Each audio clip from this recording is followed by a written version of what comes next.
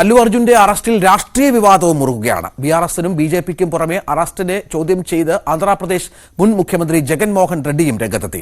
അറസ്റ്റിനെ ന്യായീകരിച്ച തെലങ്കാന മുഖ്യമന്ത്രി രേവന്ത് റെഡ്ഡി നിയമത്തിന് മുന്നിൽ സെലിബ്രിറ്റി എന്ന വ്യത്യാസമില്ലെന്ന് പ്രതികരിച്ചു. പുഷ്പ 2 റിലീസിനിടെ തിക്കിലും തിരക്കിലും പെട്ട് യുവതി മരിച്ച സംഭവത്തിൽ അല്ലു അർജുനെ അറസ്റ്റ് ചെയ്തതിൽ രാഷ്ട്രീയ സിനിമാ രംഗത്ത് പ്രതിഷേധം ശക്തമാണ്. വിഷയം സംസ്ഥാനം ഭരിക്കുന്ന കോൺഗ്രസിനെതിരെ ആയുധമാക്കുകയാണ് പ്രതിപക്ഷമായ ബിആർഎസും ബിജെപിയും. കൃത്യമായ ആസൂത്രണത്തോടെയാണ് അല്ലു അർജുന്റെ അറസ്റ്റെന്നാണ് ആരോപണം. പ്രീമിയം ഷോയ്ക്ക് അനുമതി നൽകിയത് സർക്കാരാണെന്നും വീഴ്ച മറയ്ക്കാനാണ് അറസ്റ്റെന്നുമാണ് വിമർശനം.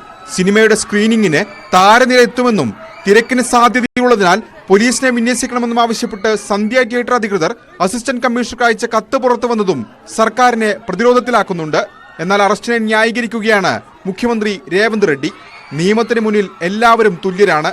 അല്ലു അർജുൻ ആരാധകരെ കൈവീശി കാണിച്ചതും കാറിന്റെ സൺറൂഫിലൂടെ പുറത്തിറങ്ങിയതും സ്ഥിതി വഷളാക്കിയെന്നും രേവന്ത് റെഡ്ഡി പറഞ്ഞു. അതേസമയം കേസ് പിൻവലിക്കാൻ തയ്യാറായി കൊല്ലപ്പെട്ട രേവതിയുടെ കുടുംബം രംഗത്ത് വന്നു.